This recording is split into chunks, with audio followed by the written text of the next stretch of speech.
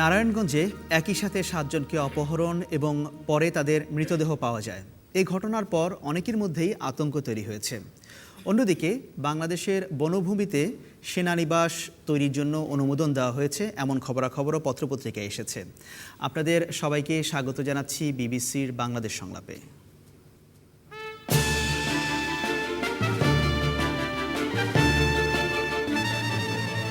আজ প্যানেলে আছেন মৌলভীবাজার জেলা পরিষদের প্রশাসক ও আওয়ামী লীগের সাবেক কেন্দ্রীয় যুগ্ম সাধারণ সম্পাদক আজিজুর রহমান, মৌলভীবাজার জেলা বিএনপি সভাপতি নাসের রহমান, লেখক ও গবেষক মাহফুজুর রহমান এবং বেসরকারি সংগঠন নারী প্রগতির প্রতিষ্ঠাতা মায়া ওয়াহেদ।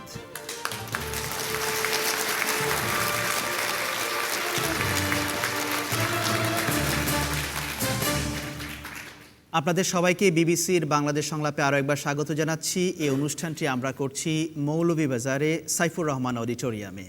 সবাইকে আরও একবার স্বাগত জানিয়ে আজ অনুষ্ঠানের প্রথম প্রশ্নে যাচ্ছি। প্রথম প্রশ্ন করবেন শুকরানা আক্তার মজুমদার। একের পর এক অপহরণ, গুম আর হত্যাকাণ্ডের পর এখন সরকারের কি উচিত আইনশৃঙ্খলা রক্ষার ক্ষেত্রে নিজেদের ব্যর্থতা স্বীকার করে নেওয়া? ধন্যবাদ আপনাকে। একের পর এক অপহরণ, গুম এবং হত্যাকাণ্ডের পর সরকারের ব্যর্থতা স্বীকার করে নেওয়া উচিত কিনা, সাম্প্রতিক সময়ে এরকম বহু ঘটনা ঘটেছে, সেই প্রেক্ষাপটে এই প্রশ্ন। নাসির রহমান। ধন্যবাদ। যে কোনো সভ্য দেশে সরকারের এটা ব্যর্থতা স্বীকার করে তো কারো না কারো পদত্যাগ করা তো উচিত ছিল। সেটা না হয়ে আমরা দেখি স্বরাষ্ট্র প্রতিমন্ত্রী বলেন গুম হত্যা এমন কোনো সিরিয়াস কোনো বিষয় না, এটাতে সরকার কোনো বিব্রত না। তা আমরা সবাই হতবাক এনার এই মন্তব্যে এতে, এবং পদত্যাগ তো হওয়া দরকারই ছিল। এবং এই যে 7টা মানুষ, এর মধ্যে একজন উকিল, একজন ইলেকটেড কমিশনার, 7টা মানুষকে 2টা গাড়ি থেকে নিয়ে গিয়ে হত্যা করে ফেলা হলো, এটা তো সারা দেশের জন্য একটা অশনি সংকেত একেবারে। সরকার তো বলছে যে এই ধরনের ঘটনাগুলো যেটা ঘটছে এটার জন্য বিরোধী দলকে দায়ী করা হচ্ছে, যে তারা আগেই একটা ঘোষণা দিয়েছিল যে এরকম চোরাগুপ্তা হামলা চালানো হবে। এগুলো তো মাননীয় প্রধানমন্ত্রী এক বক্তব্য দিয়ে এটা একটা একটা ঠাট্টার জিনিস দাঁড়িয়েছে। এই জিনিসটা এটা তো বলার অপেক্ষা রাখে না যে কোনো ব্যক্তি, ইন্ডিভিজুয়াল ব্যক্তির পক্ষে 7টা মানুষকে অপহরণ করে গায়েব করে ফেলা, এটা কোনো ব্যক্তির পক্ষে সম্ভব না বাংলাদেশে। এটা কারা করেছে বলে আপনার মনে হয়? এখন সেটা তো তদন্ত ইয়েরা আছে, তারাই ভালো বলতে পারবেন, কারণ তারাই জানেন ইয়েতে। আমি এখানে কাউকে পয়েন্ট আউট করতে চাই না, বাট এটা কোনো ইন্ডিভিজুয়ালের পক্ষে সম্ভব না। ধন্যবাদ আপনাকে নাসির রহমান। মাহফুজুর রহমান। রাষ্ট্রের দায়িত্বের মধ্যে পড়ে প্রতিটি নাগরিকের জানমালের নিরাপত্তা বিধান করা, এবং এটা প্রতিটি নাগরিকের সাংবিধানিক অধিকার। সেই দিক থেকে রাষ্ট্রের দায়িত্ব আছে এই ধরনের খুন, গুম বা অন্যান্য যে সমস্ত ঘটনা ঘটছে সেগুলোকে অবশ্যই রাষ্ট্র সেটা দায়িত্ব গ্রহণ করতে হবে। রাষ্ট্রকে সেই দায়িত্ব গ্রহণ করবে আপনার মনে হচ্ছে? রাষ্ট্রকে করতে হবে, যেহেতু এই যে আজকের যে সংলাপ হচ্ছে বা বিভিন্ন মিডিয়াগুলোতে আমরা দেখছি প্রতিদিন যে জনমত তৈরি হচ্ছে, প্রতিটি সংবাদপত্রে 8 কলামে নিউজ আসতেছে, প্রতিটি ইলেকট্রনিক মিডিয়াতে আমরা 40 মিনিটের নিউজের মধ্যে প্রায় 30 মিনিটে আমরা এই ঘটনাগুলো দেখছি। কাজেই জনমত তো তৈরি হচ্ছে। সেই ক্ষেত্রে সরকার হয়তো একটা সময়ে যে সরকারকে বাধ্য হতে হবে। আপনার কাছে কি মনে হয় যে সাধারণ নাগরিক হিসেবে এই বিষয়গুলো নিয়ে কি কোনো আতঙ্ক তৈরি হচ্ছে? অবশ্যই আতঙ্ক তৈরি হচ্ছে। সাধারণ মানুষ গুম হচ্ছে যেহেতু, কাজেই আতঙ্ক তো তৈরি হচ্ছে সর্বত্র। ধন্যবাদ আপনাকে। দেখি দর্শকরা কি মনে করেন, একটু দর্শকদের সাথে যাই। শুরুতে মাঝখানে আপনি, না আপনার পেছনে একজন নারী যিনি হাত তুলেছেন। আমার তো মনে হয় এরকম কাদা চুরাচুরি না করে সরকারের উচিত কার্যকর ব্যবস্থা নেওয়া, জনগণের জানমালের নিরাপত্তা প্রদান করা। কারণ এখন তো আমরা সাধারণ জনগণও বাইরে বের হতে পারছি না এরকম গুমের রাজনীতি দেখে। ধন্যবাদ আপনাকে। এখানে সামনে আমি বলবো আজকের এই খুন গুম অপহরণের জন্য আমাদের বড় বড় রাজনৈতিক দলগুলো দায়ী। সুষ্ঠু তদন্ত না করে ওনারা একে অন্যকে রাজনৈতিকভাবে গাল করার জন্য দোষারোপ করে যাচ্ছেন। যতক্ষণ না পর্যন্ত এই সংস্কৃতি আমরা বেরিয়ে আসবো ততক্ষণ এভাবে দেশের মধ্যে খুন গুম হত্যা নির্যাতন চলতেই থাকবে। ধন্যবাদ আপনাকে, অনেক ধন্যবাদ। প্যানেলে ফিরে আসি। মায়া ওয়াহেদ। ধন্যবাদ আপনাকে। এ নিয়ে অনেক কাটা চুরাচুরি কথা সব কিছু হয়ে গেছে, তবে সবাই বিশ্বাস করে এই কথাগুলো যে সব দায়িত্ব সরকারের। তার একটা মিডিয়া আছে, তার জনবল আছে, তার পুলিশ প্রশাসন আছে, র্যাব আছে, একই সাথে সমাজের দায়িত্ব কিছুটা পালন করতে হয়। সমাজ যেন সেই দায়িত্বগুলো পালন করে, কে কীভাবে কোথায় যাচ্ছে সবগুলো জানা তার প্রয়োজন। কিন্তু মূল দায়িত্ব কিন্তু সরকারেরই এইসব গুম খুন হত্যা যাই হোক সব কিছু নিরাপত্তা বিধান করা, মানুষের নিরাপত্তা বিধান করা, একই সাথে সব কিছুর বিচার করা, বিচার বহির্ভূত তদন্ত হয় থাকছে বলেই এই গুম হত্যা সবগুলো দিন দিন বেড়ে যাচ্ছে। সরকার যে বিরোধী দলের উপর দায় চাপাচ্ছে, আপনি এটাকে কিভাবে দেখছেন? এইটাকে আমি ঠিক দায় চাপাচ্ছে বলে মনে করি নাই, মনে করি এটা ওই যে বলছেন একটা কাদা ছুড়াছুড়ি সেখানের মধ্যেই আমি আমার ব্যর্থতাটুকু আগে স্বীকার করে নিই, তারপর অন্যের উপর দুষ্টা চাপাই। ধন্যবাদ, এটা হলো আমার যুক্তি। অনেক ধন্যবাদ। দেখি আবার একটু দর্শকদের কাছে, একেবারে পেছনের সারিতে একজন। বর্তমানে বাংলাদেশের মধ্যে যে অবস্থা চলছে, খুন গুম হত্যা অপহরণ, এগুলো আসলে মহামারীর মতো দেখা দিয়েছে। আমরা বর্তমানে যে পরিস্থিতি অতিক্রম করছি, বোঝা যাচ্ছে যে বাংলাদেশে কোনো সরকার দায়িত্বে নেই। শুধুমাত্র বিরোধী দলকে দোষ দেওয়ার মাধ্যমে সরকার কিন্তু এ থেকে পার পেতে পারে না, কখনোই না। সরকার দায়িত্বে থাকা অবস্থায় এই ধরনের গুম খুন হত্যা সব কিছু সরকারের উপর দায়িত্ব পড়ে। আচ্ছা, অনেক ধন্যবাদ, অনেক ধন্যবাদ আপনাকে। মাঝখানে আপনি তৃতীয় সারিতে মহিলা। নারায়ণগঞ্জের যে অপহরণ করে তারপরে যে আমরা 7 জনের লাশ পেলাম, আমরা পত্রিকায় দেখেছি যে স্বরাষ্ট্র প্রতিমন্ত্রীর কাছে নজরুল ইসলাম গিয়েছিলেন তার জীবনের নিরাপত্তার জন্য। এটা আমরা পত্রিকায় দেখেছি। স্বরাষ্ট্র প্রতিমন্ত্রী বলেছেন যে সরকার এখন একটা শক্ত পদক্ষেপ নেবেন এ ব্যাপারে। যেখানে আগে নজরুল ইসলাম স্বরাষ্ট্র প্রতিমন্ত্রীর কাছে গিয়েছিলেন, তখন কেন সেই পদক্ষেপটা নেওয়া হলো না? পরবর্তীতে কেন এই দায়িত্বটা কার? এই দায়িত্বটা কার? এটা পাশ কাটানো দায় নাকি এটা আমরা যদি নজরুল ইসলাম যদি আগে বলতে পেরেছেন গিয়ে, এটা যদি প্রতিমন্ত্রী যদি বলেন পরে যে আমার কাছে এসেছিলেন, তাহলে সেই নিরাপত্তাটা কোথায়? আমাদের নিরাপত্তা কোথায়? ধন্যবাদ আপনাকে। প্যানেলে ফিরে আসি। আজিজুর রহমান, মূল প্রশ্নটা ছিল যে এই যে একের পর এক গুম অপহরণ হচ্ছে, আইন শৃঙ্খলা রক্ষার ক্ষেত্রে নিজেদের ব্যর্থতাকে স্বীকার করা উচিত সরকারের? গণতান্ত্রিক দেশে, এটা গণতান্ত্রিক পরিবেশে এই ধরনের যে সমস্ত ঘটনা, এটার জন্য আমি দুঃখ প্রকাশ করছি। কারণ এটা মানুষের নিরাপত্তার প্রশ্নে, মানুষের চিন্তা চেতনার ক্ষেত্রে, মানুষের অনুভূতিতে আঘাত দেয়। এই কথা স্বীকার করে আমি সাথে সাথে একথা বলতে হচ্ছে যে আজকে রাষ্ট্রীয় নিরাপত্তার জন্য আমাদের সবার ঐক্যবদ্ধ প্রচেষ্টার প্রয়োজন। এখানে প্রশাসন, সরকার, বিরোধী দল এবং এদেশের সচেতন নাগরিক সোচ্চার হওয়া দরকার। অনেকগুলো ঘটনাই আজকে যারা দিকে গুম করা হয়েছিল এদের বাইর হয়েছে, অনেকগুলো বাইর হয়নি। আমার কাছে একটা স্ট্যাটিস্টিক আছে, এখানে 12 বছরে 1902 সালে 2002 সালে 1040 জন গুম হয়েছিল, আর 2013 সালে 879 জন। এই ধরনের 12 বছরেরই একটা স্ট্যাটিস্টিক্স আছে। আমি এ দিয়ে জাস্টিফাইড করতে চাই না। আমি একজন মুক্তিযোদ্ধা হিসাবে, আমি একজন সংবিধানের রচিতা হিসাবে, সংবিধানের যে মানুষের অধিকার, নাগরিকের মৌলিক অধিকার যেগুলো, সেগুলো রক্ষা করার মূল দায়িত্ব সরকারের। সাথে সাথে সচেতন নাগরিক সমাজ ছাড়া একটা সরকারের পক্ষে এত কিছু মোকাবিলা করা সম্ভব নয়। কিন্তু সরকারের কি এখন ব্যর্থতা স্বীকার করা না, উচিত? আমরা তো মনে করি যে সরকার অনেকগুলা কঠিন অবস্থা থেকে আজকে একটা গতিশীল অবস্থায় চলে আসছে, এবং আমার বিশ্বাস এই সরকারের পক্ষেই সম্ভব হবে এই যে পরিস্থিতি মোকাবেলা অপরাধ প্রবণতা যেটাকে কমিয়ে আনে। আমরা একটা ভয়াবহ পরিস্থিতিতে ছিলাম, সেখান থেকে উদ্ধার হয়ে একটা নির্বাচনের মাধ্যমে আজকে এই জায়গায় আমরা এসেছি, এবং আমি মনে করি এই সরকারের পক্ষেই সম্ভব এই সমস্ত অপকর্মকে প্রতিরোধ। ধন্যবাদ আপনাকে। নাসির রহমান, 30 সেকেন্ডে আপনি কিছু যোগ করতে চান কিনা? হ্যাঁ, আমি আমার বিষয়তে দ্বিমত করতে চাই। 2002 সালে কোনো গুমটুম কিছু ছিল না ইয়েতে, 1 নম্বর। আর 2 নম্বর হলো এই গুমের বিএনপি নেতা জামাল উদ্দিন গুম হয়েছিলেন চট্টগ্রামে নিজেদের দল। হ্যাঁ, মানে বিএনপি সরকার একটা উদাহরণ আমি বলবো, একটা থাকতে পারে, বা 2002 সালে গুম বলে কোনো কিছু ছিল না। আর হ্যাঁ, মার্ডারটা তো সবসময় হচ্ছিল, ইয়েতে হইতে পারে। আর দ্বিতীয়ত আমার মুরব্বী বলছেন যে একটা নির্বাচনের মাধ্যমে সরকার এসে করছে। কোনো নির্বাচন তো হয় নাই, আমরা সবাই জানি কোনো নির্বাচন এই দেশে হয় নাই। তো এখন হলো এই সরকারের পিপলস ম্যান্ডেট এই সরকারের সাথে নাই।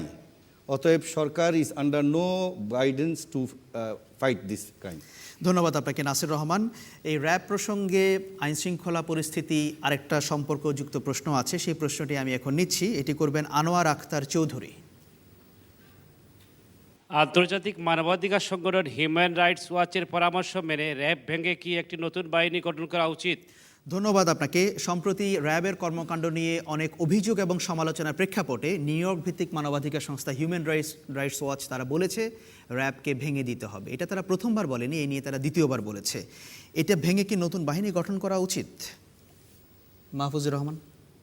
আমার মনে হয় যে ভেঙে দিলে আবার নতুন বাহিনী তৈরি করলে ফলাফল তো একইভাবে আসবে আর কি।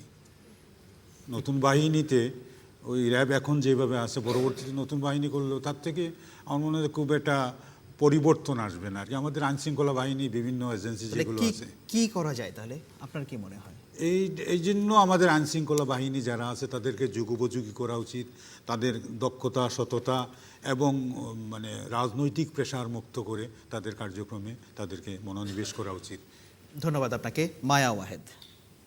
আমি মাহমুদুর রহমানের সাথে একমত যে পুলিশ প্রশাসন সদিচ্ছা প্রকাশ করে সব কাজই করতে পারে, কিন্তু পুলিশ প্রশাসনকে সেই মতো কাজ করতে দেওয়া উচিত। তার নিজের মতো নিজে চলবে।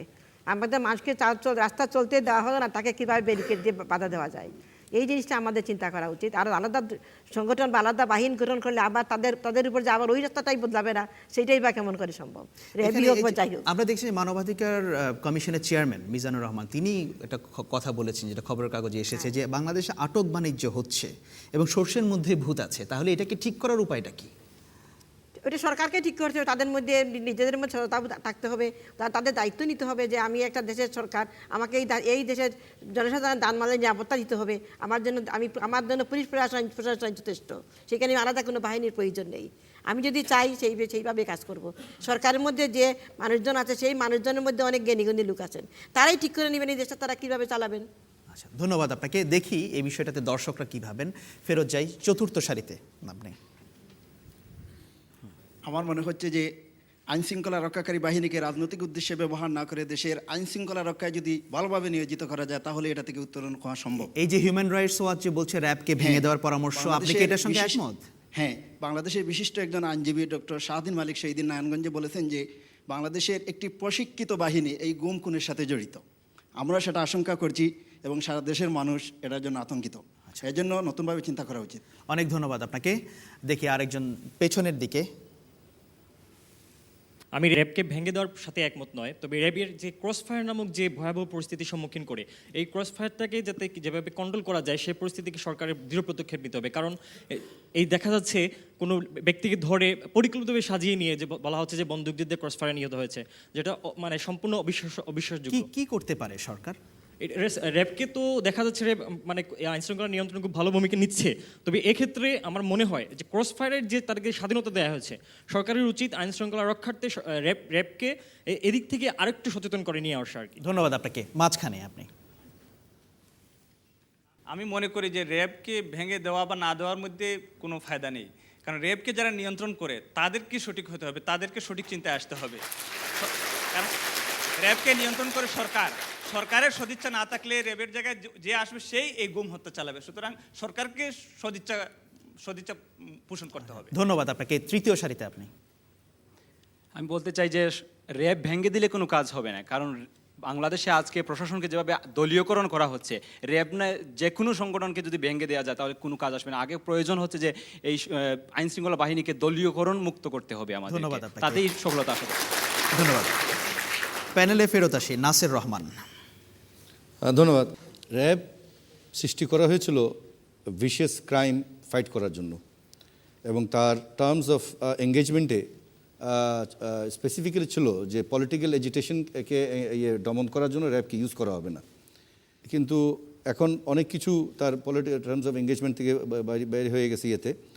আমার মনে হয় এই মাত্র যে একজন বক্তা বলছেন আর কি, যে র্যাবকে যারা কন্ট্রোল করে তারা যদি সঠিক হয়ে যান তাহলে কিন্তু আর কোনো সমস্যা হয় না। আপনার কি মনে হয় র্যাবকে কি আইনের ঊর্ধ্বে রাখা হয়েছে? জেনারেল মানুষের মধ্যে একটা আপনি দেখেন ইলেকশন আমরা একটা ছোট্ট একটা বলতে, মানুষ পুলিশকে দেখলে ঠিক আছে ওরকম ভালো পায় না, আর্মিকে দেখলে ঠিক আছে ভদ্রভাবে থাকে, কিন্তু র্যাবকে দেখলে দৌড় মারে। হ্যাঁ, কেন এটা? আমাদের যে মানুষের সেই সাইকিটা থেকে এই বাহিনীকে একটুখানি মোর ফ্রেন্ডলি করা দরকার, এবং এটার যে মানে রুলস অফ এঙ্গেজমেন্টটা, এটা এই জিনিসটা আর একটু স্পেসিফিক হয়ে গেলে, এবং এটা যে যারা কন্ট্রোল করেন এটাকে যদি একটু সঠিকভাবে কন্ট্রোল করে, আমার মানে একজন বলে মাঝে ভেঙে দিলে, আপনি দেখেন বিডিআর ভেঙে দিয়ে বিজেপি করেছি, তাতে হয়েছেটা কি? সেম যে লাউ সেই কদুইতে আছে, খালি ড্রেসটা পরিবর্তন হয়েছে আর নামটা পরিবর্তন হয়েছে। হ্যাঁ, মানে আপনি বলছেন যে ভেঙে দেওয়ার কোনো সমাধান ভেঙে দেওয়া, এখানে দর্শকরাই বলেছেন যে এইটা, এবং আছে এটাকে কন্ট্রোল যদি ঠিক মতন করা হয় এবং একে যদি রাইট পারপাসে ইউজ করা হয়, তাহলে তো আর এটা কোনো সমস্যা হয় না। এটা রিফর্মটা কিভাবে হতে পারে? এটা তো সরকারের সদিচ্ছার ব্যাপার। এখন সরকারের সদিচ্ছা নেই আপনার মনে হচ্ছে? আমার তো মনে হচ্ছে সরকার কি পলিটিক্যাল অপোনেন্টদেরকে, মানে বিরোধীদেরকে দমন করার জন্য আমার তো মনে হচ্ছে আপাত দৃষ্টিতে, এবং জনগণ তো তাই তো মনে করতেছে যে ইয়ে করা হচ্ছে। অনেক অনেক অনেক ধন্যবাদ, অনেক ধন্যবাদ। দেখি আবার একটু দর্শকদের কাছে ফেরত যাই, একেবারে পেছনের সারিতে। আসলে সরকারের সদিচ্ছা থাকতে হবে। সরকার এই ব্যাপারে কোনো পদক্ষেপ কঠিনভাবে নিচ্ছে না, এর জন্য আমরা সাধারণ মানুষের আমরা নাগরিক অধিকার থেকে, বা আমরা এই যেভাবে বঞ্চিত হচ্ছি, গুম, রাজধানী, হত্যা, অপহরণ, এই গতদিন আপনারা দেখেছেন সংবাদপত্রে সাইফুল, মানুষ যখন সচেতন হয়েছে, মানুষ যখন ফুঁসে উঠেছে, তখন সাইফুলকে রাস্তার মধ্যে ফেলে রাখা হয়েছে। আমরা মানুষ, আমরা নাগরিক সচেতন হতে হবে, এবং সরকার এইগুলার বিচার করতে ওনাদের সদিচ্ছা থাকতে হবে। ধন্যবাদ, অনেক ধন্যবাদ। মাঝখানে আরেকজন। আমি বলতে চাই, র্যাব বলেন আর যে কোনো সংগঠনে বলেন, সেখানে যে কোনো সরকারি যাক না কেন, তারা তাদের সাথে সবসময় ব্যবহার করছে বাই রোটেশন, যে সরকারি যায়। তো আমরা চাই না কোন র্যাব হোক, পুলিশ বাহিনী হোক, তারা জনগণের কোনো ক্ষতির কারণ হয়ে দাঁড়াক, তারা যেন সেবার কারণ হয়ে দাঁড়ায়, সেটাই আমরা চাই। ধন্যবাদ, অনেক ধন্যবাদ আপনাকে। প্যানেলে ফেরত আসি, আজিজুর রহমান।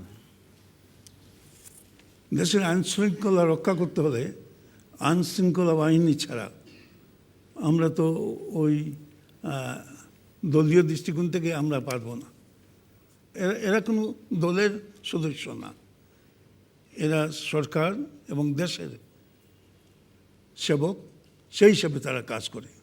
আমাদের ইতিহাসের সেই ধারাবাহিকতায় আমি যাব না যে একসঙ্গে 500 জায়গায় বোমাবাজি হয়েছে, রোগ কাটা, গলা কাটা, আমাদের গাড়িগুলো পুড়িয়ে দেওয়া, মানুষ পুড়িয়ে দেওয়া, মানুষ পুড়িয়ে মারা, এই ধরনের অসংখ্য দুর্বিষহ ঘটনা গিয়েছে।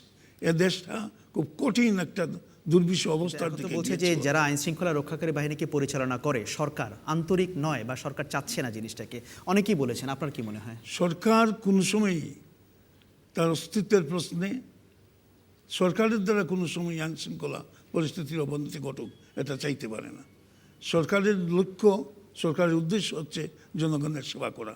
সেই সেবার কাজের জন্যই আইন শৃঙ্খলা রক্ষাকারী বাহিনী। এবং আমি মনে করি যে আজকে যুব উপযোগী করে তোলার জন্য, আজকে আমাদের সন্ত্রাস এবং যারা এর সঙ্গে জড়িত, তারা যেভাবে ইকুইপড, তাদেরই মোকাবিলা করতে হলে আমাদের আইন শৃঙ্খলা পরিস্থিতি বাহিনীকে আরও শক্তিশালী করতে হবে, আরও যুগ উপযোগী করে তুলতে হবে, এবং সরকারকেও একটা দৃঢ় সিদ্ধান্ত নিতে হবে এগুলো মোকাবিলা করা। এই যে র্যাবকে যে ভেঙে দেওয়ার কথা হিউম্যান রাইটস ওয়াচ বলছে, এটাকে আপনি কিভাবে দেখেন? আমি মনে করি যে সুনির্দিষ্ট প্রস্তাব তারা সেভাবে আনেনি। একটা একটা একটা একটা একটা একটা পর্যবেক্ষণ দিয়েছে, ফলে আমি মনে করি যে হঠাৎ করে এইভাবে ভেঙে দিয়ে দেশের আইনশৃঙ্খলা পরিস্থিতিকে আরও পিছনের দিকে ঠেলে দেওয়া হবে। এটাকে রেখেই সরকারকে সিদ্ধান্ত নিতে হবে যে আমরা এই ধরনের অপকর্মের মোকাবিলা করব, এবং সরকার করছে। ধন্যবাদ আপনাকে। ধন্যবাদ আজিজুর রহমান। আমি এখানে শ্রোতা দর্শকদের জানিয়ে রাখি, বিবিসির বাংলাদেশ সংলাপের উত্থাপিত বিষয়গুলো নিয়ে আপনারা আরও বিস্তারিত মতামত দিতে চাইলে আপনি বিবিসি বাংলার ওয়েবসাইট bbcbangla.com, এখানে আপনার মতামত দিতে পারবেন। আর আপনারা যারা ফেসবুক ব্যবহার করছেন, ফেসবুকে বিবিসি বাংলা সামাজিক ফোরামেও আপনার মতামত দেবার সুযোগ আছে। ছোট্ট একটি বিরতি নেবার সময় হলো এখন। আশা করছি ফিরে এসে আপনাদের সাথেই।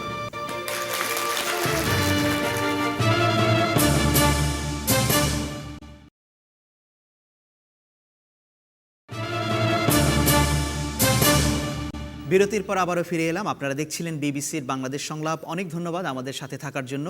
এবারে পরের প্রশ্নে যাচ্ছি। পরের প্রশ্ন করবেন অ্যাডভোকেট মোহাম্মদ আবু তাহের। কক্সবাজারের রামুতে সেনানিবাস নির্মাণের জন্য 1800 একর বনভূমি বরাদ্দ দেওয়া হয়েছে। বাংলাদেশের মতো একটি দেশে যেখানে প্রয়োজনীয় পরিমাণ বন নেই, সেখানে এই বরাদ্দ দেয়া কতটা যৌক্তিক হয়েছে বলে আপনারা মনে করেন? ধন্যবাদ আপনাকে। সম্প্রতি আমরা খবরের কাগজে দেখেছি সব মিলিয়ে সেনাবাহিনীকে তাদের স্থাপনা তৈরির জন্য 48,000 একর জমি বরাদ্দ দেওয়া হয়েছে। তবে সবগুলো নিয়ে প্রশ্ন উঠছে না, প্রশ্ন উঠছে উনি যে প্রশ্নটা করলেন যে বনভূমি বরাদ্দ দেওয়ার বিষয়টা নিয়ে অংশবিশেষ, সেই প্রেক্ষাপটে এই প্রশ্ন। আমি শুরুটা করতে চাই মাহফুজুর রহমান। আমাদের দেশে এমনিতেই দিনে দিনে বনভূমি শেষ হয়ে যাচ্ছে। ভূমি খেকু সমাজের দস্যুপনার যেই প্রবণতা রয়েছে তাদের মাধ্যমে, সেই দিক থেকে আমাদের বনভূমি রক্ষা করার দিকটা লক্ষ্য রেখে বরাদ্দ দেওয়াটা আমি মনে করি উচিত হবে। কিন্তু সেনাবাহিনীর আধুনিকায়ন উন্নয়নের জন্য তো জায়গাও দরকার, কি করবে তাহলে সরকার? তার জন্য বিকল্প দেখা যেতে পারে, বিকল্প জায়গা খুঁজে যেতে পারে এবং বনভূমি ধ্বংস না করে অন্য জায়গায় সেনাবাহিনীর স্থাপনা নির্মাণ করা যেতে পারে। ধন্যবাদ আপনাকে। মায়া ওয়াহেদ। একটি দেশের জন্য বনভূমি খুবই প্রয়োজন, অক্সিজেনের প্রয়োজন, মানুষের বেঁচে থাকার জন্য উন্মুক্ত বাতাসের প্রয়োজন। সেখানে বনভূমি ধ্বংস করে সেনানিবাস তৈরি করা কতটুকু যুক্তিযুক্ত, এটা আমি মনে করি এটা আদৌ ঠিক নয়। তবে এইটা ঠিক, আমি মাহবুবুর রহমান সাহেবের একটাতে একমত যে অন্য বিকল্প প্রস্তাব রেখে অন্য কোনো জায়গা তাদের জন্য জায়গা করা যেতে পারে। আর এছাড়া আর শুধুমাত্র এতগুলি জমি দেওয়া যাবে, বনভূমি দেওয়া যাবে, এটা বোধহয় বাংলাদেশের সাধারণ জনগণের জন্য আমার মনে হয় যথেষ্ট নয় এবং সরকারের বোধহয় এই দিকে চিন্তা করা উচিত। ধন্যবাদ আপনাকে। দেখি দর্শকরা কি ভাবেন, তাদের কাছে আবার একটু ফেরত যাই। আপনি আসলে একটি দেশের জন্য বনভূমি 25 থেকে 26% টাকা উচিত। আমাদের বাংলাদেশে 15%-এর উপরে বনভূমি নেই, তার নিচে আছে। আমরা যত জানি যে 7 থেকে 8% সেটা বলা হয়। 8%। সুতরাং এখানে যদি একটি বনভূমির বিশেষ অংশ যদি সেনাবাহিনীর জন্য বরাদ্দ করা হয়, সেটা আমাদের জন্য ভয়ঙ্কর হবে, পরিবেশের জন্য একটা বিপর্যয় নেমে আসে, এটা কোনো মতেই সমর্থন করা যায় না। অবশ্যই সেনাবাহিনীর জন্য জমির প্রয়োজন আছে, সেটা আমাদের বিকল্প অনেক জমি আছে, সেই বিকল্প জমি দেখতে হবে। ধন্যবাদ আপনাকে। একেবারে পেছনের দিকে। সরকার সব সময় একটি কথাই বলে থাকে যে গাছ লাগান, পরিবেশ বাঁচান।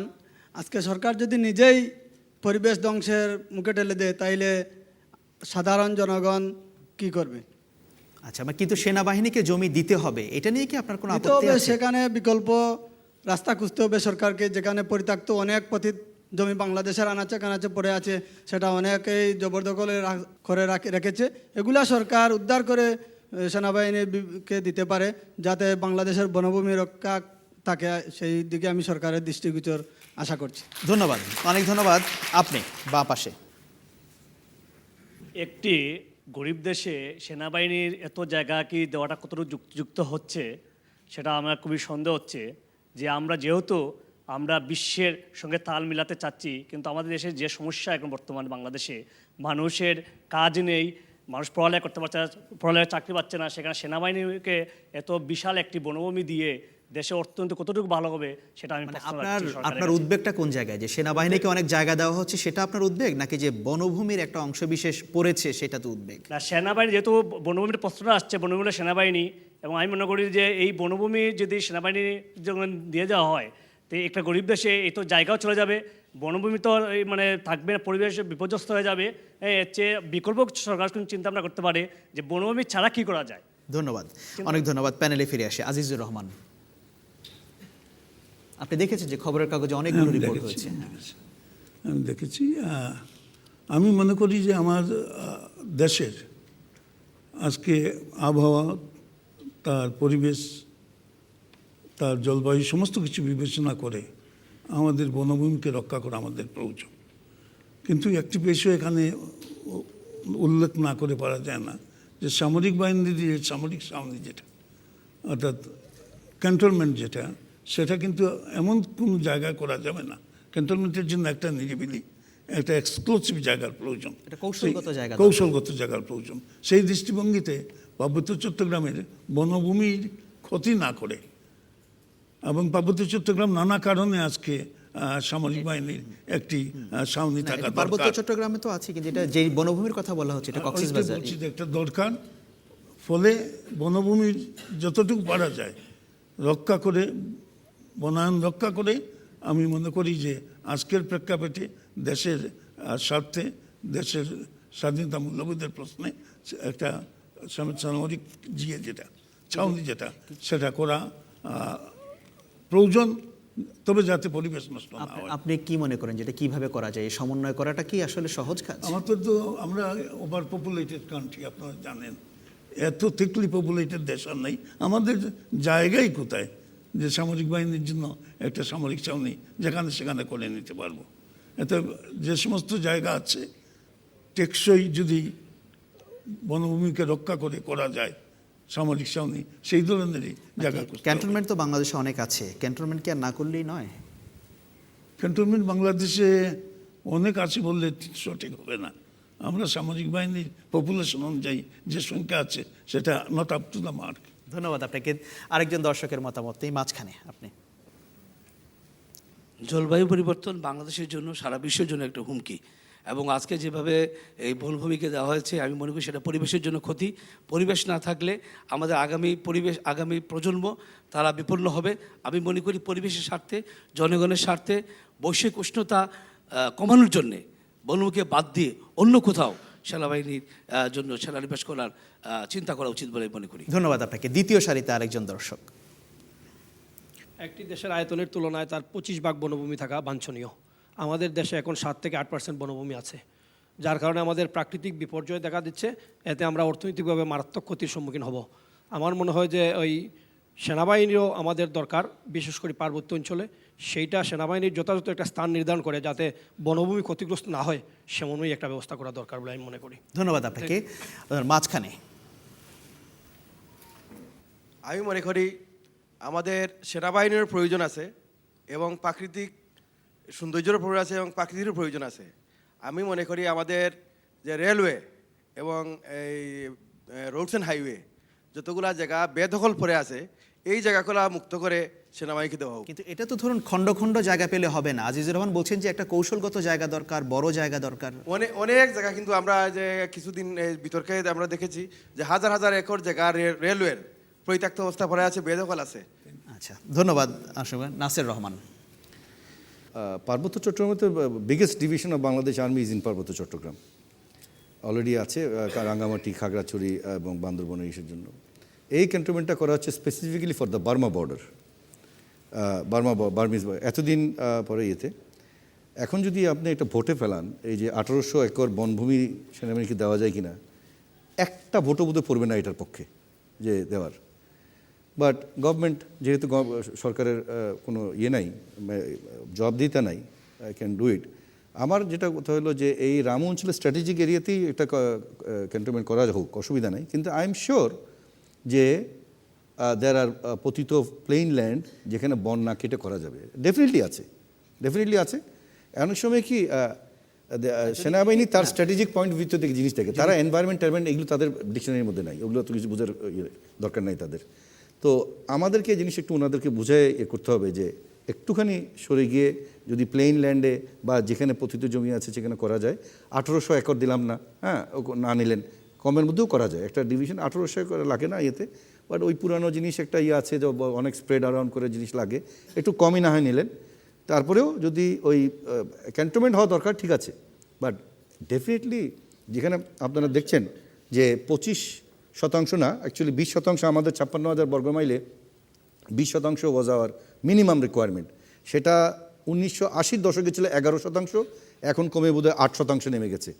এবং এটার জন্য যে প্রাকৃতিক দুর্যোগ আমাদের হচ্ছে, এটা তো মানে কোয়ান্টিটেটিভলি বোঝানো যায় না, কিন্তু it is the reason because of. কেন তাহলে বলা হয় কেন যে 20% আমাদের দরকার? আপনি এটার কি সমর্থন করতে পারছেন না? এই 1800 কেউই সমর্থন করতে পারে না।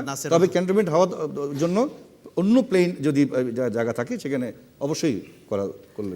ধন্যবাদ নাসির রহমান। আমি প্রশ্নকর্তার কাছে আবার ফিরে যেতে চাই, অ্যাডভোকেট মোহাম্মদ আবু তাহের। আপনি তো সবার বক্তব্য শুনলেন, দর্শক সহ। এখন আপনার কি এর বাড়তি কিছু যোগ করার আছে? আপনি কি পেলেন? আমি মনে করি এই যে সেনাবাহিনীর জন্য স্থায়ী বরাদ্দ দেওয়া হয়েছে 1800 একর জমি, সেখানে পাহাড়, টিলা, ছড়া, পুকুর পাড় ওই শ্রেণীর জমিগুলি আছে। সুতরাং এখানে সবাই বলেছেন, যারা আলোচনা করেছেন, যে জলবায়ু মোকাবেলা করার জন্যে এবং পরিবেশকে সংরক্ষণ করার জন্যে যদি এই 1800 একর জমি সত্যি বরাদ্দ দেওয়া হয়েছে এবং সেখানে যদি হয়েই যায়, তাহলে বাংলাদেশের পরিবেশের জন্য একটা মারাত্মক বিপর্যয় ডেকে আনবে। আমি মনে করি সরকারের এই সিদ্ধান্ত প্রত্যাহার করা উচিত এবং সেখানে এই সেনাবাহিনীর স্থায়ী নিবাস না করে অন্য কোথাও করা উচিত বলে আমি মনে করি। ধন্যবাদ আবু তাহের আপনাকে, অসংখ্য ধন্যবাদ। আমি শ্রোতা দর্শকদের এখানে জানিয়ে রাখি, বিবিসির বাংলাদেশ সংলাপের আগামী অনুষ্ঠানগুলোতে আপনারা অংশ নিতে চাইলে আপনি টেলিফোন অথবা SMS করতে পারেন 01-752-777-222 এই নম্বরটিতে। এছাড়া আপনারা ইমেল করেও ওই অনুষ্ঠানে অংশগ্রহণের জন্য অনুরোধ করতে পারেন। ইমেল করার ঠিকানা সংলাপ@bbc.co.uk। ছোট্ট আরেকটি বিরতি নেবে, এখন ফিরছি কিছুক্ষণের মধ্যে।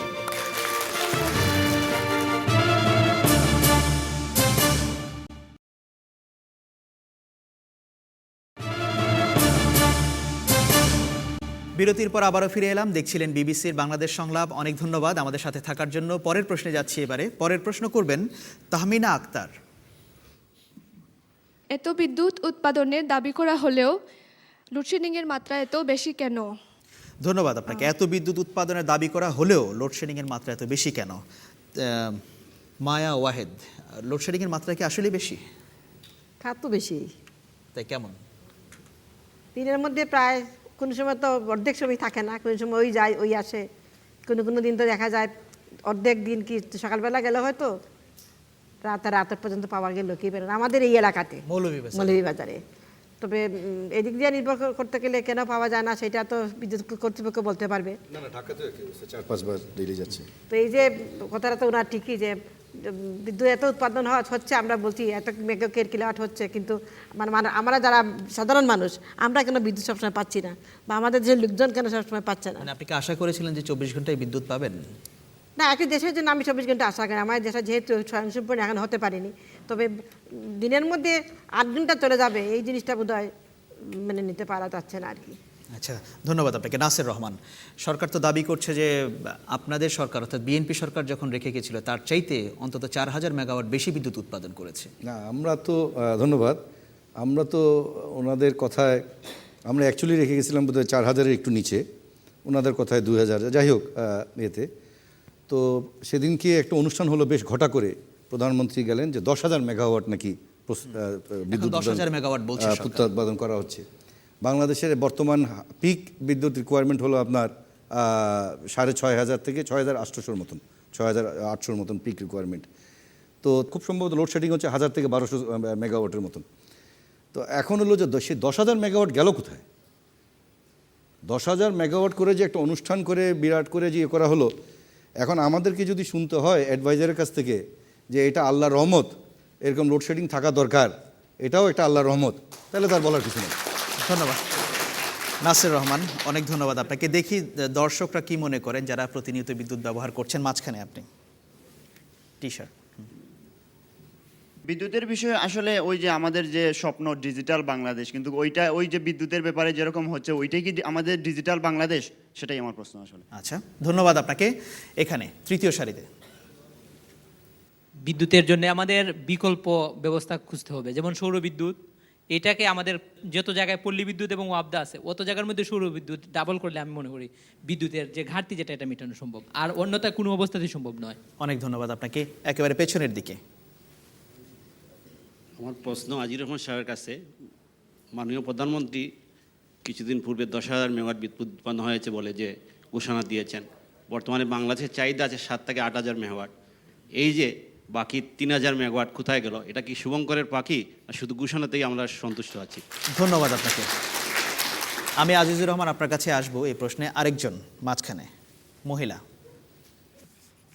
আমাদের বৃহত্তর সিলেটটা পাহাড়ি অঞ্চল, তো আমাদেরকে এটা মেনে নিতে হবে যখন আমাদের এলাকায় তুফান হয় তখন কিন্তু গাছ ভেঙে পড়ে যায়, তো এটাও কারেন্ট চলে যাওয়ার আরেকটা কারণ।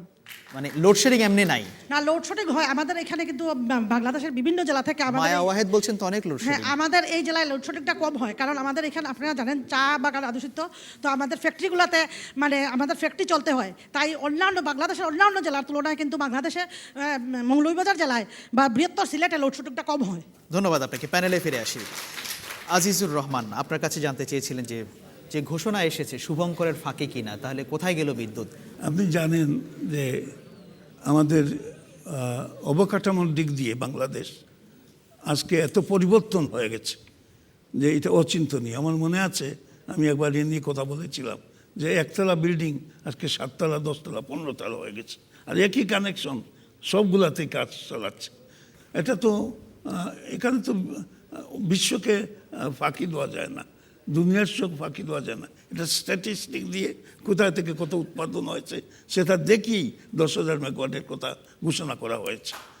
আচ্ছা, এখন বিদ্যুতের আমি একটু বলতে চাই, স্ট্যাটিস্টিক্সগুলি যদি হয়ে থাকে, না, আমি পিডিবি সেটাই- স্ট্যাটিস্টিক্স দিয়েছে না, আমি সেটাই বলছি, তাদের প্রোডাকশন হলো 7,500 6,000 7,500 যেটা বলছেন, পিডিবি আজকে- বলেছে 6,000 আজকে মেগাওয়াট। ইন্ডাস্ট্রিয়াল সাইডে জ্ঞানের ক্ষেত্রে আমাদের বিদ্যুতের চাহিদা এত বেশি বেড়ে গেছে যে আমরা 7,500 হচ্ছে না, আমরা 10,000-এর উপরে চলে গেছি। আমাদের বিদ্যুৎ সেই পর্যায়ে যায়নি, এবং আমি আজকে আশাবাদ ব্যক্ত করতে পারি যে আমাদের আজকে বিভিন্ন বিদ্যুতের আরেকটা অপোনেন্ট, তার সবচেয়ে বড় যে উপাদান হচ্ছে সেটা হচ্ছে গ্যাস। এই গ্যাসের দিক দিয়ে আমরা আজকে এগিয়ে যাচ্ছি। অনেক গ্যাসকে তো আবিষ্কার প্রধানমন্ত্রী হচ্ছে। কিন্তু গত বছর অগাস্ট মাসে বলেছিলেন যে দেশে এখন বিদ্যুতের কোনো ঘাটতি নাই। বিদ্যুতের ঘাটতি নেই। বিদ্যুতের এবং ঘাটতি অনুষ্ঠান করা হয়েছিল। বিদ্যুতের ঘাটতি কিন্তু ওই যেমন ধরেন সিলেটে আমাদের একটা ইউনিট নষ্ট হয়ে গেছে, যেটা আমাদের মৌলভীবাজারকে ফিড করতো। এটা আমরা তো রিপেয়ার সারা হতে বাংলাদেশের কথা আরো বলছি। বেশ কিছু দিনের প্রয়োজন। এমনি বিদ্যুতের কিন্তু এটা খুব স্বল্প সময়ের ব্যাপার নয়, বিদ্যুৎ একটা দীর্ঘমেয়াদী ব্যাপার। ধন্যবাদ আপনাকে, এবং আজিজ। সেটা করতে হলে একটা দীর্ঘমেয়াদী পরিকল্পনা আছে, এবং আপনাকে আজকে স্মরণ করে দিতে পারি যে আমরা আরেকটি বাংলাদেশ জয় করেছি, সমুদ্র বিজয় যেটাকে বলি। সেখানে যে পরিমাণ গ্যাস আছে, যদি সেই গ্যাস আমরা উত্তোলন করতে পারি, তা আমাদের বিদ্যুতের চাহিদা আর থাকবে না। ধন্যবাদ আপনাকে আজিজুর রহমান, মাহফুজুর রহমান। এটা কি শুভঙ্করের ফাঁকি কিনা, অনেকেই যেটা প্রশ্ন তুলছেন। প্রশ্নটি আমার কাছেও মাঝে মধ্যে আসে, কারণ এই গত কয়েক বছরে কয়েকশো গুণ বিদ্যুতের দাম বাড়ানো হয়েছে, যেটা নিয়ে আমাদের রাজনৈতিক দলগুলো বা অন্যান্য সমাজে যারা কথা বলার কেউ কোনো কথা বলেন না। যেটা ছিল যে মানে ইউনিট প্রতি টাকা বেড়েছে। না কে কথা বলেন, আমরা এটাতে বললেও আপনারা বলছেন যেটা, সেই বলাটা হয়তো আপনাদের রাজনীতির আপনার কর্মসূচির সাথে, কিন্তু আচ্ছা, আমরা ওনাকে আরো বলার সুযোগ দিই। শক্তভাবে এটা নিয়ে প্রতিবাদ আপনারাও করেন নাই, যেটা আমি নাগরিক হিসেবে মনে করি। এটা ওনার মতামত। হ্যাঁ, তো সমস্যা যেটা হচ্ছে আমাদের দেশে বিশ্বব্যাংক, IMF সহ বিভিন্ন প্রতিষ্ঠানের পরামর্শে আমরা প্রতি বছর এই সমস্ত বিষয় আসলে দাম বাড়াই, এবং তাদের পরামর্শ মোতাবেক, যেমন বাংলাদেশের যেই ফিজিবিলিটি যেটা আছে সেটা যদি আমরা লক্ষ্য করি, এখানে একটা প্রজেক্ট আছে মনু প্রজেক্ট, ওইটাতে আমি এক্সপার্টদের সাথে আলাপ করেছি, 20 মেগাওয়াট বিদ্যুৎ তো প্রোডাকশন করা সম্ভাবনা রয়েছে। খুঁটিনাটিতে নেই, তার মানে মূল বিষয়টা কি, সরকার যে ঘোষণাগুলো দিচ্ছে এটাতে কি আপনি সরকারের বিশ্বাস করতে পারছেন? রাজনৈতিক ঘোষণা, সেটার সাথে বাস্তবের সাথে তেমনটা মিল নেই, সেটা আমরা তো কারেন্ট যখন থাকে না তখন সেটা টের পাই। ধন্যবাদ আপনাকে। আমি পরের প্রশ্নে যাচ্ছি। পরের প্রশ্ন করবেন সুগ্রীম গৌর। মৌলভীবাজারকে চায়ের রাজধানী বলা হয়। এই মৌলভীবাজার জেলায় প্রধানমন্ত্রী এসে ঘোষণা দিয়ে গেছেন চা শ্রমিকদের মজুরি 100 টাকা হবে, এবং অবিলম্বে বাংলাদেশ চা শ্রমিক ইউনিয়নের ট্রেড ইউনিয়নের নির্বাচন হবে, কিন্তু আজ পর্যন্ত কোনো সমাধান প্রতিশ্রুতি চা শ্রমিকরা পায় না। এখন আপনাদের মজুরি কত? এখন 69 টাকা মজুরি, সর্বোচ্চ 69 টাকা। আচ্ছা, ধন্যবাদ। এগুলো বাস্তবায়ন হয়নি কেন? চায়ের রাজধানী মৌলভীবাজার, তারপরে মায়া ওয়াহিদ। এগুলো না হওয়ার মূল কারণ চা বাগানগুলো একসময় ছিল ব্রিটিশ কন্ট্রোলে, তারপর এখন যারা ব্যক্তি মালিকানাধীন যারা, তারাও চায় না দেশে চা শ্রমিকদের উন্নয়ন হোক। চা শ্রমিকদের উন্নয়ন করলে যদি তাদের প্রভুত্ব চলে যায়, এটা একটা কারণ আমি মনে করি সেটা। আর দ্বিতীয়ত হচ্ছে চা শ্রমিকরা নিজেরা যদি নিজেদের শিক্ষায় উন্নত না করে, নিজেদের দাবিটা পেশ না করে, এই কারণেই হয়তো চা বাগানের মালিকরা স্কুল কলেজ করতে অভ্যস্ত নয়, বা কোনো চা বাগানে ভালো কোনো স্কুল আমি আমি যে কয়টা বাগান ঘুরেছি, কোনো বাগানে কোনো ভালো স্কুল নাই। স্কুল একটা আছে নামকা আসতে দেখানোর জন্য রাখা, এবং এই জিনিসগুলোর জন্য চা বাগানের মালিকদের অন্তত সরকারের নিয়ন্ত্রণে এনে যে প্রত্যেকটা চা বাগান এলাকার শিশুদের স্কুল থাকতে হবে, বড়দের স্কুল থাকতে হবে, মানুষ সচেতন হলেই তার নিজস্ব দাবি দাওয়াটা আদায় করতে পারে। ধন্যবাদ আপনাকে। মাহফুজুর রহমান, গার্মেন্টস শ্রমিকদের নিয়ে প্রায় কথা হয় ন্যূনতম মজুরি, চা শ্রমিকদের এই অবস্থা কেন? চা শ্রমিকের একটা ইউনিয়ন আছে বৃহত্তর সিলেটে, 90টির মতো বাগান আছে মৌলভীবাজার জেলাতে, 153টি বাগানের মধ্যে হাইয়েস্ট বাংলাদেশের সবচেয়ে বেশি চা বাগান হচ্ছে মৌলভীবাজার জেলাতে। সেই চা শ্রমিকের একটা ইউনিয়ন ছিল, এটা বিভিন্ন রাজনৈতিক কারণে সেই ইউনিয়নটি এখন তালাবদ্ধ। যার ফলে চা শ্রমিক থেকে কোনো প্রেশার আসতেছে না। গার্মেন্টসদের যেভাবে চা শ্রমিকরা 69 টাকার হিসাব করলে 2000 টাকার কাছাকাছি হয়ে ওদের মায়না। চা সংসদের সাথে বার্গেনিং করার মালিকদের সাথে ওই জায়গাটা না হওয়ার কারণে চা শ্রমিকরা কোনো তাদের বেতন এবং তাদের আরও যে চা বাগানের সবচেয়ে বড় সমস্যা হচ্ছে চিকিৎসার কোনো সুযোগ নেই। একজন কম্পাউন্ড ফার্মাসিস্ট থাকেন, কিছু ট্যাবলেট থাকে, পেটের মানে অসুখের জন্য একই ঔষধ, মাথার ব্যথার জন্য একই ঔষধ, এইভাবে আপনার চা বাগানে। আর স্কুলের ব্যাপারে বলা হয়েছে, সরকারি একটা উদ্যোগের কথা শুনছিলাম যে অনেকগুলো বাগানে সরকারি স্কুল হবে, সেই উদ্যোগটাও বোধহয় সেভাবে হচ্ছে না। চা বাগানের মধ্যে আরেকটি বিষয় বলে নেওয়া উচিত, অনেক ক্ষুদ্র নৃগোষ্ঠী রয়েছে যাদের মাতৃভাষায় প্রাথমিক শিক্ষাটা হওয়া উচিত ছিল, সেই কাজটিও চা বাগানে হচ্ছে। ধন্যবাদ আপনাকে মাহফুজুর রহমান। নাসির রহমান, এই যে 100 টাকা মজুরির কথা বলছেন, এটা কতটা যৌক্তিক? এটা যৌক্তিক আছে। উনি যে বলেছেন যে 69-70 টাকা করে আরও যে বেনিফিট দেওয়া হয় চা শ্রমিকদের, ওটা তো কেউ উল্লেখ করে নাই। চা শ্রমিকদেরকে ফ্রি অ্যাকোমোডেশন প্রোভাইড করা হয় চা বাগান থেকে, এবং ফ্রি রেশন প্রোভাইড করা হয় চাল, ডাল, তেলের। These are provided by the মালিক। আর তাদের তো মজুরি আগে সামান্য ছিল, মানে আগে ছিল 14 টাকা 15 টাকা, জাস্ট এই 10-12 বছর আগে পর্যন্ত। অ্যান্ড দ্যাট ওয়াজ ইনক্রিজড, এখন বোধহয় 69 টাকা আসছে। বাট ওই দে আর অলসো প্রোভাইডেড রেশন এবং মেডিকেল এটা প্রোভাইড করা হয়। মালিকরা এই মজুরিটা বাড়াতে চায় না। এখন হয়তো বাড়াতে চায় না, কারণ আপনি আমার কাছে মনে হচ্ছে যে এরা যদি শিক্ষিত হয়ে অন্য লাইনে চলে যায় তো আর 5-7 বছর পরে চা বাগানের পাতাগুলো উঠাবে কে? এটাই মূল কারণ। ধন্যবাদ। আজিজুর রহমান, মনে হচ্ছে মালিকরাই চান না তার বাধা। আমাদের চা বাগানের সংখ্যা 192টি, আর বিভিন্ন রকম পরিসংখ্যান আছে, কম বেশি 156, 55, আর মৌলভীবাজারে 96টি, মৌলভীবাজারে 94টা আছে। আমরা সংখ্যায় যাব না, ইস্যুটা আর কি বলে প্রতিশ্রুতিগুলো বাস্তবায়ন হয় না কেন? আমাদের স্ট্যাটিস্টিক্যালে 92টি আছে, চা বাগান আছে, কিন্তু আমাদের আমি আপনাদের সঙ্গে আসছি এটা। আমি গত 3 দিন আগে ওদের 2জন চা শ্রমিক নেতা আছে, তাদের সঙ্গে কথা বলেছিলাম, আমাদের লেবার মিনিস্ট্রির সঙ্গে কথা বলেছিলাম। এদের মধ্যে একটা বিরোধ আছে, এই বিরোধ জিয়ে রাখিয়েছে মালিকরা, এই বিরোধ মীমাংসা করতে দিচ্ছে না।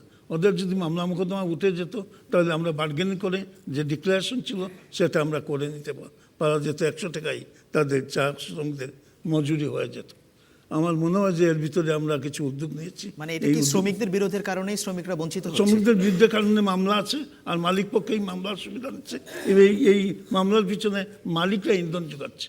আপনি শুনলে অবাক হবেন, চা বাগানে কোনো প্রাথমিক স্কুল করার আমরা জায়গা পাইনি। এসে একটা অর্ডিন্যান্স করে, আইন করে চা বাগানে স্কুল করার আমরা ব্যবস্থা গ্রহণ করেছিলাম। অনেকগুলো স্কুল হয়ে গেছে এখন পর্যন্ত। এদের শিক্ষার জলে চা শ্রমিক থাকবে না, এ কথাটা সঠিক না। ধন্যবাদ। শিক্ষিত শ্রমিক শ্রেণী চা বাগানের জন্য বেশ অনেক কিছু করে দিতে পারে। ধন্যবাদ আজিজুর রহমান আপনাকে। আমি এখানে দর্শকদের উদ্দেশ্যে বলতে চাই, আপনারা যারা এখানে আছেন হয়তো কেউ চা বাগানে কাজ করেন, এরকমও আছেন চা বাগানের সঙ্গে যুক্ত। কারা আছেন একটু হাত তুলবেন? আপনি কি চা বাগানের সঙ্গে যুক্ত? হ্যাঁ, এটা আপনারা কি চান? আপনাদের চাওয়াটা কি? আমরা আসলে একটা কথা বলতে চাই, এখানে 100 টাকা মজুরির যে বিষয়টা আসছে প্রশ্নকর্তার, সেটা কিন্তু এটা প্রধানমন্ত্রীর প্রতিশ্রুতি, প্রধানমন্ত্রী ঘোষণা দিয়েছিলেন আমরা 200 টাকা চাই। এমন মানে এটা যেন কেউ না মনে করে যে আমাদের চাওয়াটাই 100 টাকা। আজকে বলা হচ্ছে যে চা শ্রমিকদের নিজেদের মধ্যে দ্বন্দ্বের কারণে এটা হচ্ছে না, এটা সর্বৈব একটা নিজের বুদুর ঘাড়ে চাপানোর জন্য। আমরা এদেশের নাগরিক, আমরা চা বাগানের শ্রমিক, আমরা নিজেদের, এটা কি সবাইকে এটাই দেখতে চাই? গার্মেন্টসের মতো মারকাট দাঙ্গা ফেসাদ হলে তারপরে আমাদের দিকে রাষ্ট্র নজর দিবে? এটা অমানবিক। আমরা চাই শান্তিপূর্ণভাবে আমরা চা বাগানে আছি, আমাদের ভূমির অধিকার দেওয়া হোক, আমাদের ন্যায্য মজুরি দেওয়া হোক, আমাদের চাকুরি এবং সরকারি উচ্চশিক্ষায় আমাদের কোটা দেওয়া হোক। আজকে শিক্ষার কথা বলা হচ্ছে, কোটার কোনো ব্যবস্থা নাই। 1 মিনিট প্লিজ। যে শিক্ষার কোনো ব্যবস্থা নাই, আজকে যে কোটার যে ধারণাটা সেটা কোত্থেকে আসে, কার জন্য আসে? অনগ্রসর পিছিয়ে পড়া মানুষের জন্য। আমরা পিছিয়ে আছি, আমাদের জন্য কোটা নাই। ধন্যবাদ আপনাকে, অনেক ধন্যবাদ আপনাকে। আমি একই সাথে ধন্যবাদ জানাচ্ছি প্যানেলে আপনারা যে 4 জন আছেন, আপনাদের 4 জনকেও ধন্যবাদ রইল। দর্শক হিসেবে আপনারা যারা প্রশ্ন করেছেন, এমনকি মন্তব্য করেছেন, আপনাদেরকেও ধন্যবাদ রইল। মৌলভীবাজার জেলা প্রশাসন এবং চ্যানেল আই কর্তৃপক্ষের জন্য। বিবিসির বাংলাদেশ সংলাপের আগামী অনুষ্ঠানটি আমরা করব ঢাকাতে। আশা করছি বরাবরের মতো সেই অনুষ্ঠানটি আপনারা দেখবেন এবং আপনারা ভালো থাকুন, সে আশা রেখে আজ এখানে বিদায় নিচ্ছি।